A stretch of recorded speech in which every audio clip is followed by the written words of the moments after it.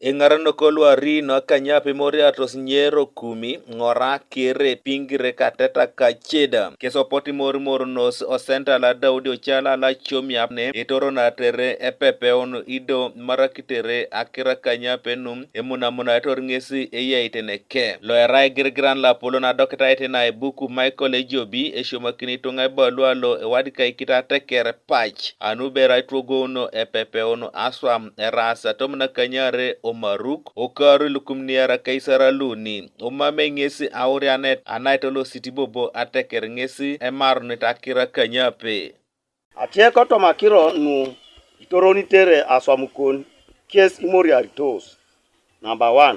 Amamusu aupane vivekada ekomiti kon lo Apolon koto maswam ka eja atari aina petanu Ateker. Number 2. Aisingarenit ka aitopolorite agwilanarona alupoko no Ateker.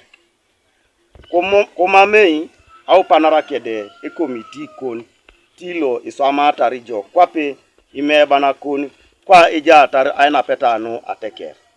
Number 3. Amamusu aitodianar enaba lo isirigini ka Esomae lo isirigini lu etukununio kane ejasi alupokonu egulana ro koto Ateker kwa eja atari aina petanu Ateker. Number 4. Amamusu adunyakite ajana kinitoma awuri aneta no na ikanyet aisidiki atiaka koto Ateker na irarakimo koka teta zone needa na kiti tunga iche bongorete kau koto aina petanu Ateker. Kutupitete akirongun abu ekomiti lo Apolon kitutubu ber aisibuun akoni swam kwape echiapasoni lo kateta zone.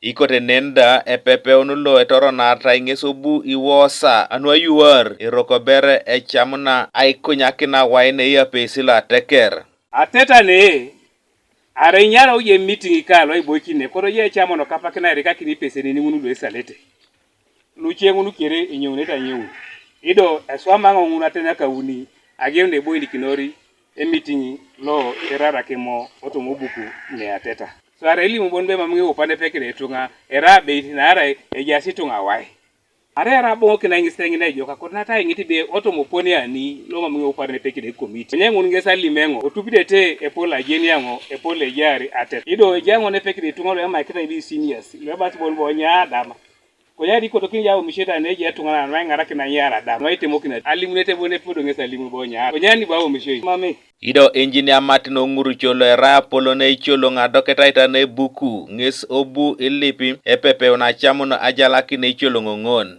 Chairman akono moja achamu engare nikini eritunga ngeze seunete jo.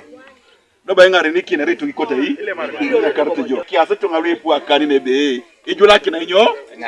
Kanuka TV East Patrick Odongo Kosere District.